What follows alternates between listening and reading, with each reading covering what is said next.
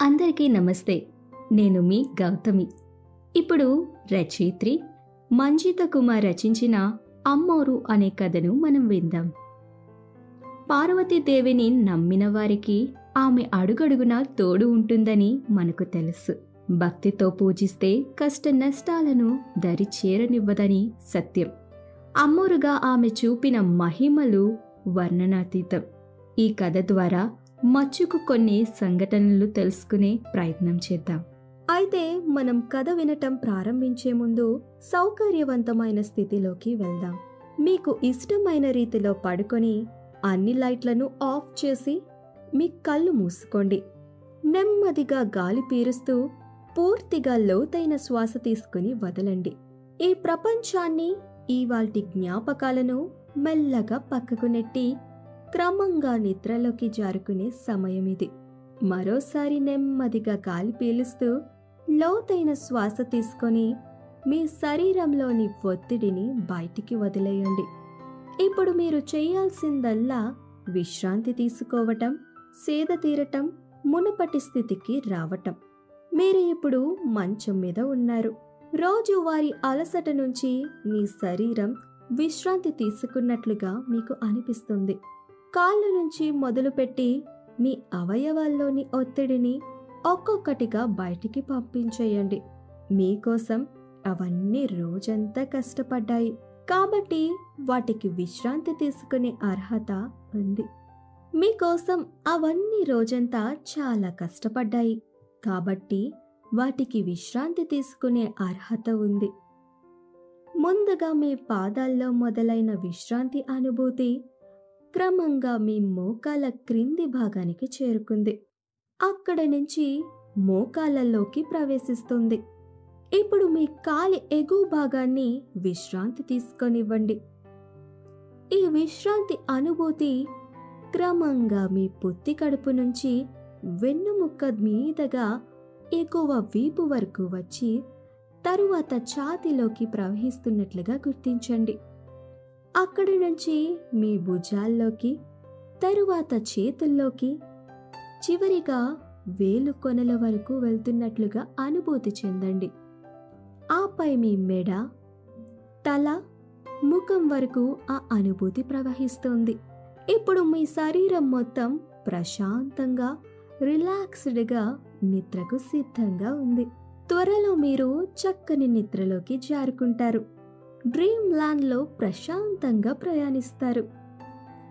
ఈ ప్రయాణం ఉదయం వరకు కొనసాగుతూ ఉంటుంది.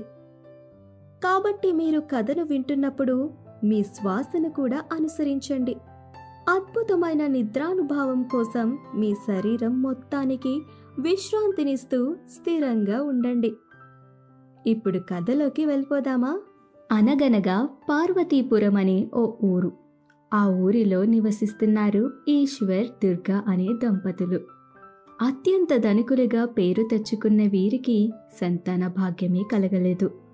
పూజలు పునస్కారాలు చేయించినా ఫలితం లేకపోయింది. దీంతో వారు ఎంతగానో దిగులు చెందేవారు. ఎంతో మంది స్వామీజీలను, పండితులను కలిసి తమ కష్టాన్ని తెలియజేసుకున్నారు. కానీ ఎవ్వరూ వారి సమస్యకు పరిష్కారం కనుగొనలేదు.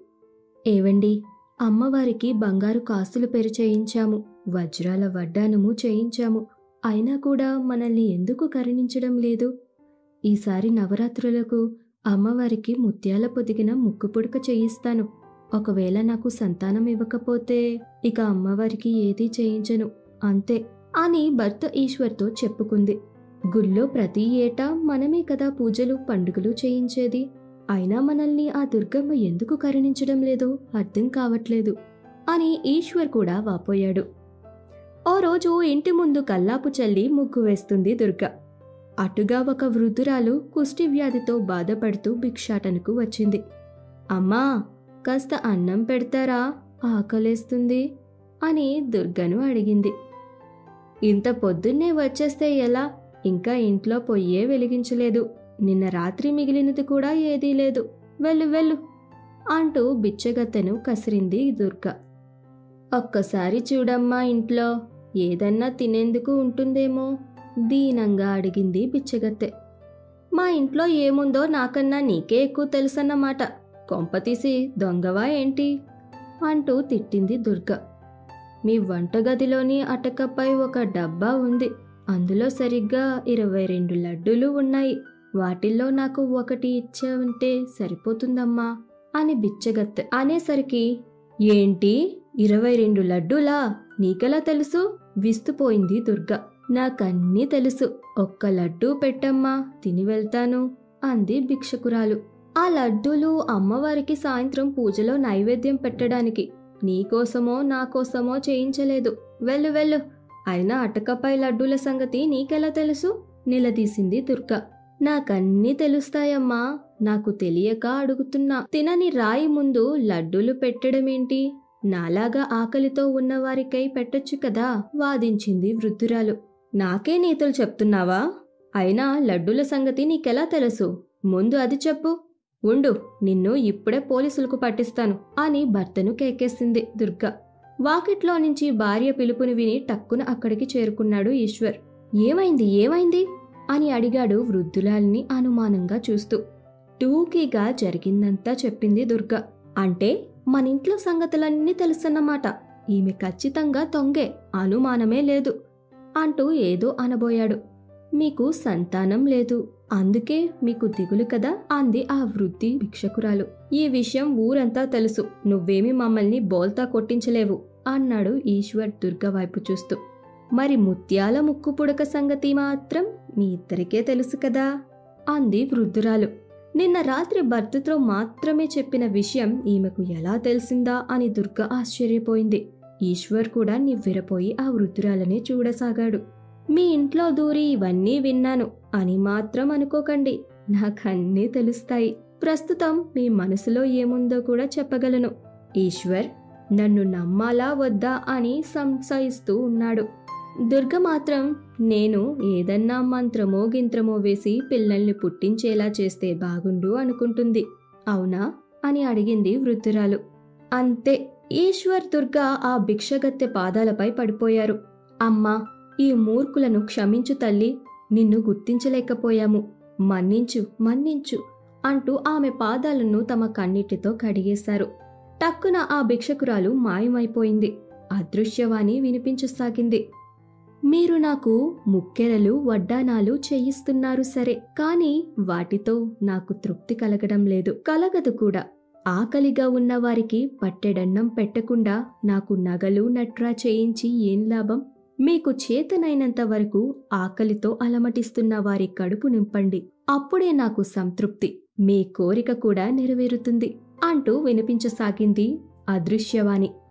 తప్పకుండా అమ్మా, మా తప్పులు తెలిసింది. ఇకపై మా దగ్గరున్న సర్వస్వం అన్నదానాలకే ఇచ్చేస్తాం అని ఈశ్వర్ దుర్గాల వేడుకున్నారు. ఆ తరువాత అదృశ్యవాణి వినిపించలేదు. ఇక అప్పటి నుంచి ఈశ్వర్ దుర్గలు ఆకలి అంటూ వచ్చిన వారికి పంచభక్ష పరమన్నాలు వడ్డించసాగారు. ఇంటి బయట పెద్ద పెద్ద కుండల్లో మజ్జిగ నీటిని పోసి ఉంచారు. మట్టి పాత్రల్లో అన్నం కూరలు చేసి పెట్టేవారు. ఎవరికి ఎప్పుడు ఆకలైనా తమకు అడగకుండానే తీసి తినేటట్లు ఏర్పాట్లు చేశారు. ఎటువంటి ఆడంబరాలకు పోకుండా పూజలు చేయడం, ఆ తర్వాత అన్నదానాలు చేయడం అలవాటు చేసుకున్నారు. అలా 3 మాసాలు గడవగానే ఓ శుభముహూర్తాన దుర్గ గర్భవతి అయింది. ఇదంతా అమ్మవారి చలవే అనుకున్న దంపతులు ఆడపిల్ల పుట్టాలని తెగ కోరుకున్నారు. వారి కోరిక నెరవేరినట్టు పండంటి పాపాయి పుట్టింది. ఆ చిన్నారికి కాత్యాయిని అని పేరు పెట్టుకున్నారు ఆ దంపతులు. కాత్యాయనికి చిన్నతనం నుంచి అమ్మవారిపైన విపరీతమైన భక్తి. బాల్యం నుంచే సొంతంగా అమ్మవారిపై పాటలు కట్టి పాడేది. ఆ చిన్నారి మధుర స్వరంలో పాటలు పాడుతుంటే చూసేందుకు 2 కళ్ళు చాలకపోయేవి. దుర్గా కాత్యాయని పాడే పాటలన్నిటినీ పుస్తకంలో రాసి ఉంచేది. రికార్డు చేసి పాడుతూ ఉండేది. కాత్యాయని చదువుల్లో ఆటల్లో కూడా చురుగ్గా ఉండేది. గుళ్ళో ఏ ప్రత్యేక పూజ ఉన్నా, ఏ పండుగైనా, ఎవరి ఇంట్లోనైనా వ్రతాలు నోములు ఉన్నా సరే కాత్యాయనికి రమ్మని ఆహ్వానం అందేది. అక్కడ కాత్యాయని తన మధుర స్వరంతో తీయగా అమ్మవారి పాటలను వీణుల విందుగా పాడేది. కాత్యాయని పుట్టిన తరువాత కూడా దుర్గా ఈశ్వర్ అమ్మవారు చెప్పినట్లు పేదలకు అన్నదానాలు చేయడం మానలేదు. కానీ వారి మనసులో ఓ కోరిక మాత్రం మిగిలిపోయింది. కాత్యాయనికి అమ్మవారి సాక్షాత్కారం కలగాలని.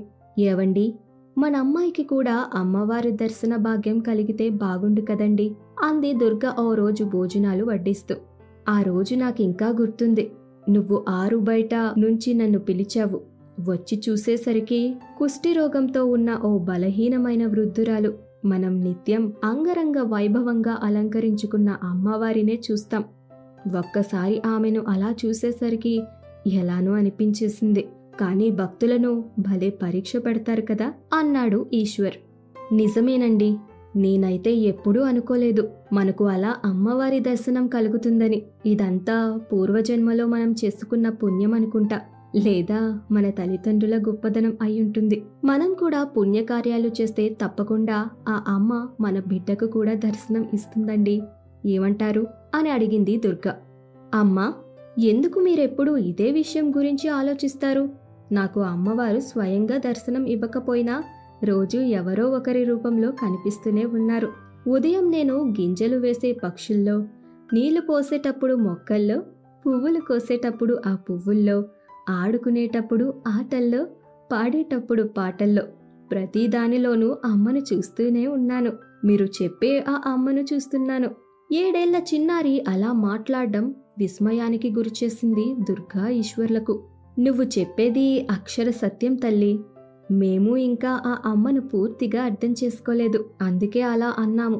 కాని నువ్వు చూసింది చెప్పింది నిజం. ఇందుగలడు అందులేడని సందేహము వలదు అని విష్ణుమూర్తి గురించి ఆనాడే ప్రహ్లాదుడు చెప్పాడు. భక్తితో ఏది చూసినా ఏది చేసినా అందులో దేవుడు ఉన్నాడనుకుంటే ఖచ్చితంగా ఉంటాడు. ముందుండి మనల్ని నడిపిస్తాడు అంటూ కూతుర్ని దగ్గరికి తీసుకుని ముద్దాడింది దుర్గ.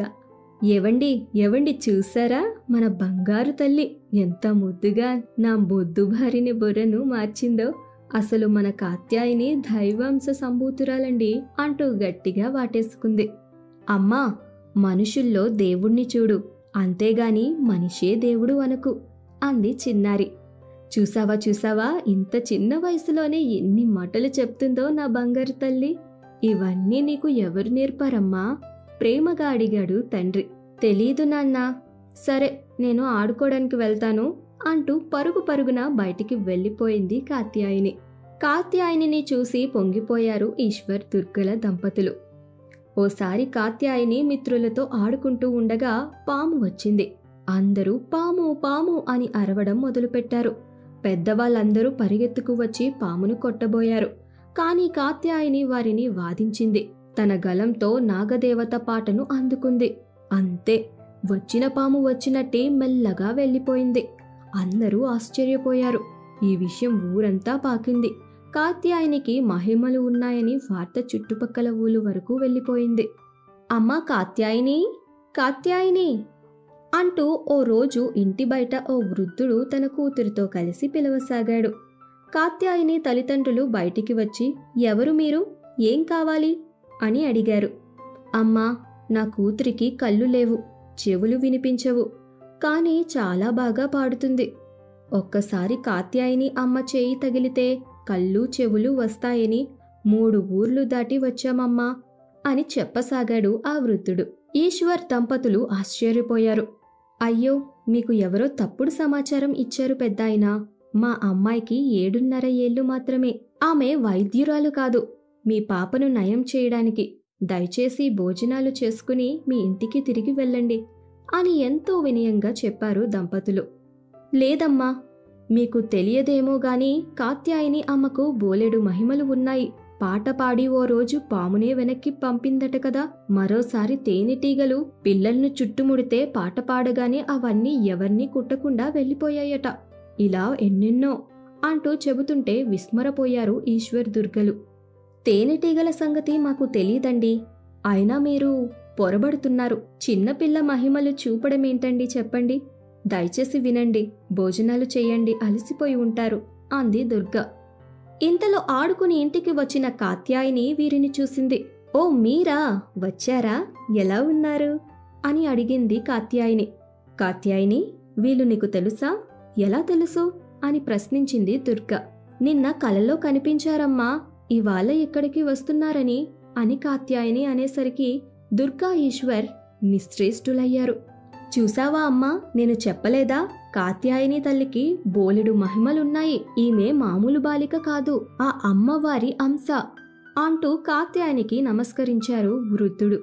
కాత్యాయని, ఏంటమ్మా, నిజంగానే నీకు కలలో వీళ్ళు వచ్చారని కనిపించిందా అని దుర్గా గట్టిగా అడిగింది ఆశ్చర్యంగా. అవునమ్మా, ఈ పాపకు కళ్ళు కనిపించవని, పాటలు పాడుతుందని అమ్మవారే కలలో చెప్పింది. నవరాత్రుల 9 రోజులు ఈ పాపతో పాట పాడిస్తే ఖచ్చితంగా చెవులు వినిపిస్తాయని, కళ్ళు కనిపిస్తాయని చెప్పింది అంది ఎంతో ఉత్సాహంగా. నువ్వు ఏమంటున్నావో తెలుస్తోందా? నీకు అమ్మవారు కలలో రావడమేంటి? అసలు అమ్మోరు ఎలా కనిపించింది చెప్పు అని అడిగింది దుర్గా. పెద్ద ఎర్రని కుంకుమ బొట్టు, తల నిండా పువ్వులు, చేతి నిండా గాజులు, కాళ్ళకి గజ్జెలు, పసుపు రంగు చీర, చిరు మందహాసం చేస్తూ నాకు చెప్పిందమ్మా అంది కాత్యాయని. ఈలోగా అక్కడికి అందరూ పోగయ్యారు. ఆమె చెప్పేది వినగానే, నువ్వు మామూలమ్మాయివి కాదమ్మా, మాకోసం పుట్టిన దైవాంశ సంభూతురాలివి అంటూ మొక్కసాగారు అందరూ. దుర్గా ఈశ్వర్లకు ఏమనాలో పాలుపోలేదు. వెంటనే పూజ గదిలోకి వెళ్లి అమ్మవారికి నమస్కరించారు.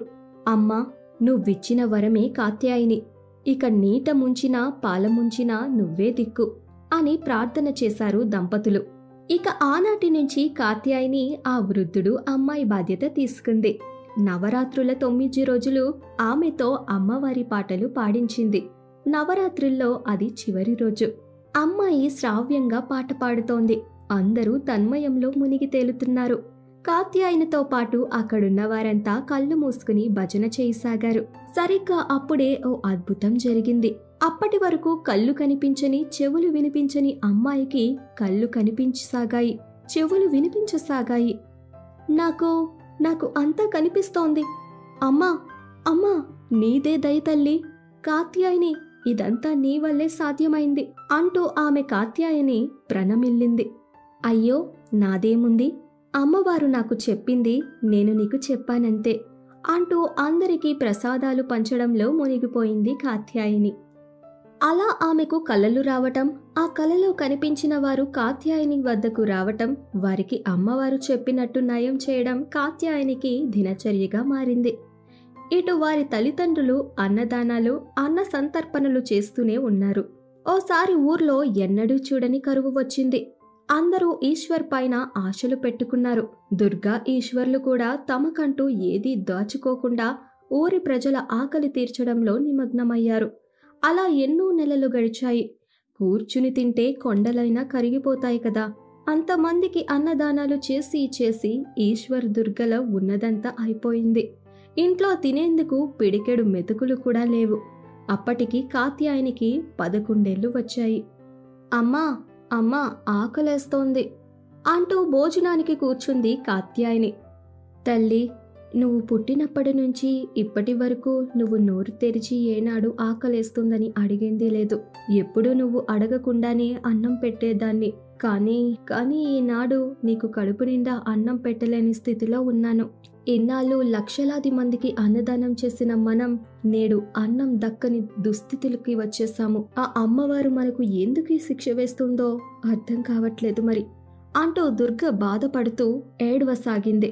దుర్గా, ఏడవకు, కాత్యాయని చిన్నపిల్ల కాదుగా, అర్థం చేసుకుంటుందిలే, ప్రస్తుతం పరిస్థితులు చక్కబడతాయిలే అంటూ భార్యకు ధైర్యం చెప్పినా ఈశ్వర్కి కూడా మనసులో బెంగ పట్టుకుంది. అమ్మా, నాన్న, ఎందుకు అంతగా బాధపడుతున్నారు? నాకు నిన్న ఓ కల వచ్చింది. ఎంతో మంది వచ్చి మన గోదాము నిండా పొర్లే వరకు సామాగ్రిని ఇచ్చి వెళ్తారట. అదిగో శబ్దం వస్తూనే ఉంది, అంటే వచ్చే ఉంటారు అంటూ పరుగు పరుగున బయటికి వెళ్ళింది కాత్యాయని. కాత్యాయని అన్నట్టే ఎవరో మహానుభావుడు ఈ ఊరు పరిస్థితి తెలుసుకుని వచ్చాడు. వస్తూ బస్తాల కొద్దీ బియ్యం, పప్పులు, నూనె, ఇతర నిత్యావసర వస్తువులు వెంట తీసుకువచ్చాడు.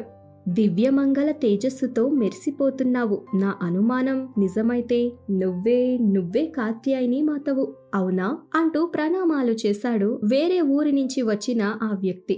అవును, ఈ మహాతల్లే మా ఊరి దేవత అంటూ అక్కడున్న పనివారు ఎంతో ఆనందంగా చెప్పారు. మీ ఊరి గురించి నిన్ననే తెలిసింది. వెంటనే సామాగ్రిని తీసుకుని బయలుదేరాను. తక్కువ పడితే చెప్పండి అన్నాడా వ్యక్తి. మీరు ఇంత దూరం వచ్చి మాకు సహాయం చేయడమే ఎక్కువ. ధన్యవాదాలు. మా తరపున, ఈ ఊరి తరపున అన్నారు ఈశ్వర్ దంపతులు. అలా ఆ గండం గట్టెక్కింది. కరువు రక్కసి తరువాత ఆ ఊర్లో వరదలు వచ్చాయి. పంట పొలాలను సర్వనాశనం చేస్తూ ఇళ్లను తనలో కలుపుకుంటూ పొంగి పొర్లుతున్నాయి వరదలు. దీంతో అందరూ గూడు దూరమై కాత్యాయని ఇంటికి చేరారు. తల్లి, నువ్వే కాపాడాలమ్మా, మా నిలువ నీడ నీళ్లల్లో కలిసిపోయింది, ఇక నీదే భారం అంటూ వినమ్రంగా అడిగారు ఊరి ప్రజలు.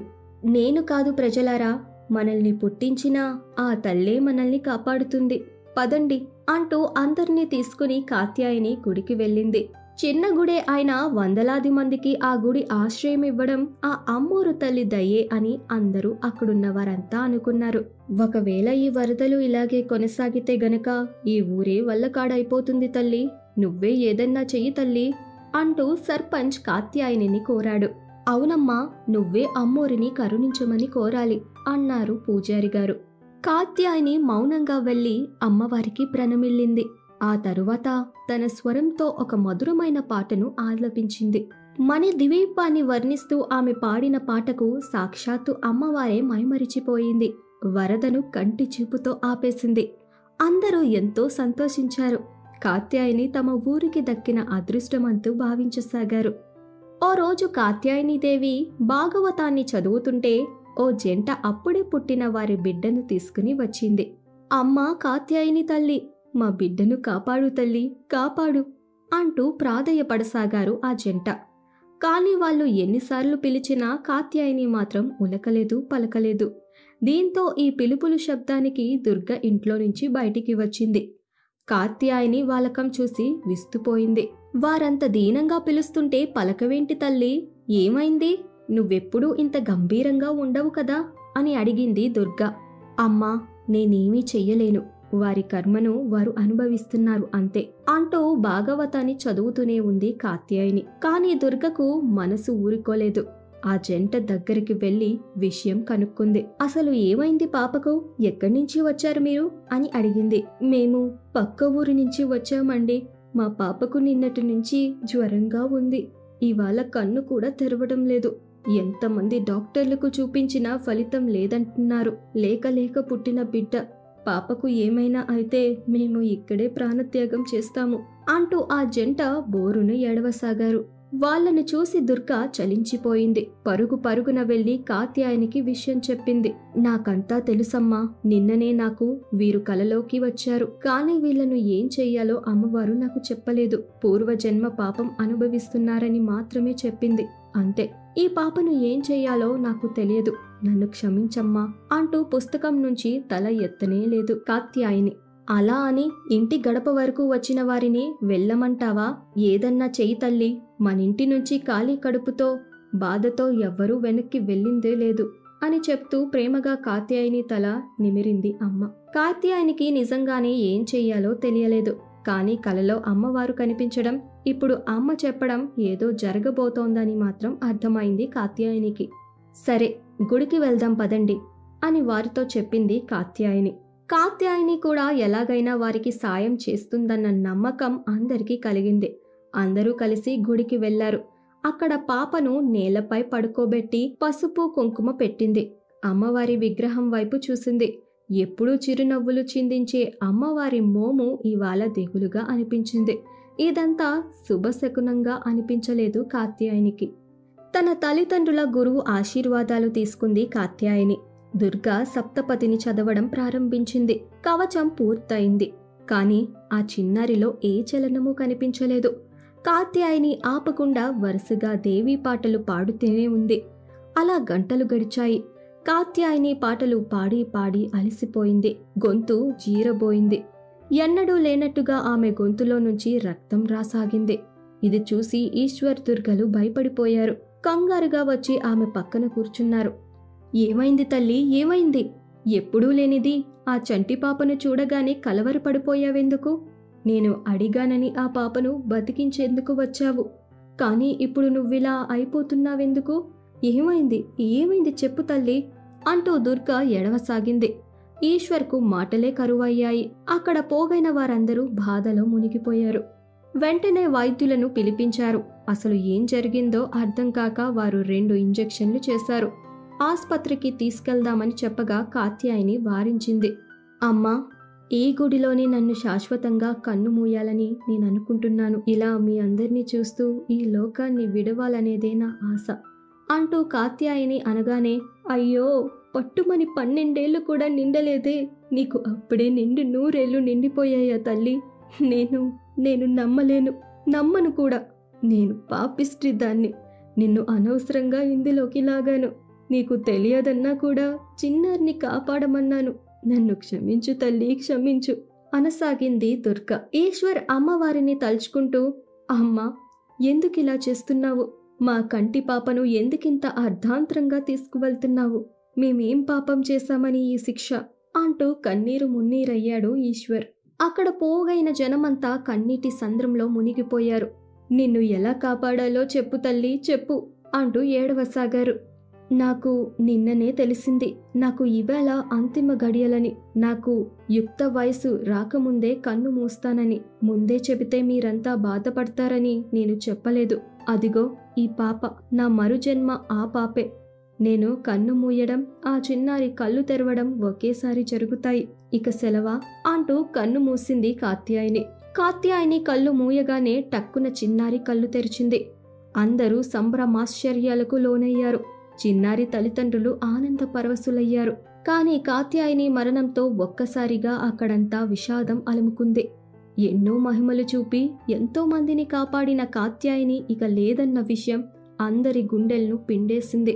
వేరే ఊళ్ళ నుంచి కూడా ఎన్నో వేల మంది ఆమెను చూసేందుకు తరలివచ్చారు. కాత్యాయని అమ్మ తమ బిడ్డకు కాలు బాగు చేసిందని ఒకరు, మాటలు రాని మూగవాడికి మాటలు వచ్చేలా చేసిందని మరికొందరు, అంగవైకల్యం ఉన్న వృద్ధుడికి అంతా బాగు చేసిందని ఇంకొకరు, తమ ఆర్థిక పరిస్థితిని మెరుగుపరిచిందని, తమ అవయవాలను పనిచేసేలా చేసిందని, ఇలా వేలాది మంది కాత్యాయని తల్లిదండ్రులకు చెబుతూ వాళ్ళ పాదాలకు నమస్కరిస్తుంటే దుర్గా ఈశ్వర్లు తట్టుకోలేకపోయారు. తమ గారాల పట్టి తమను వదిలి వెళ్ళినందుకు బాధపడసాగారు.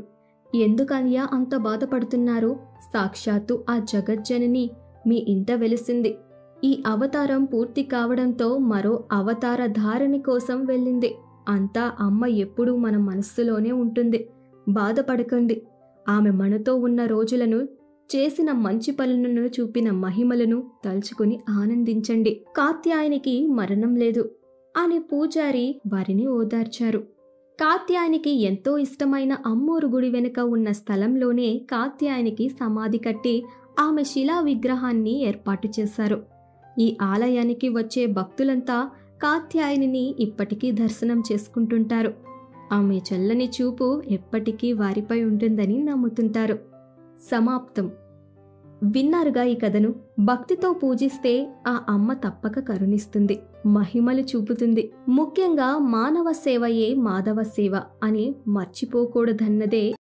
ప్రశాంతంగా నిద్రపోయేందుకు నీంద్ యాప్లోకి అడుగుపెట్టండి. ఈ క్షణమే నీంద్ యాప్ను డౌన్లోడ్ చేసుకోండి.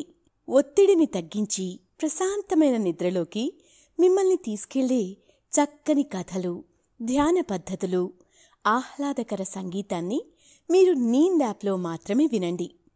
ఇవే కాకుండా పలు రకాల స్లీప్ ప్రోడక్ట్స్ అయిన sleep gummies, milk mix, sleep tea bags గురించిన సమాచారం తెలుసుకోవచ్చు. ఈ ప్రోడక్ట్స్కి మీరు బానిస అయ్యే అవకాశమే లేదు. వీటిని వాడడం వల్ల మీకు ఎటువంటి సైడ్ ఎఫెక్ట్స్ కూడా ఉండవు. సంపూర్ణంగా నిద్రపోయేందుకు ఇవి సహకరిస్తాయి. మీ నిద్రానుభవాన్ని మరింత మెరుగుపరుస్తాయి.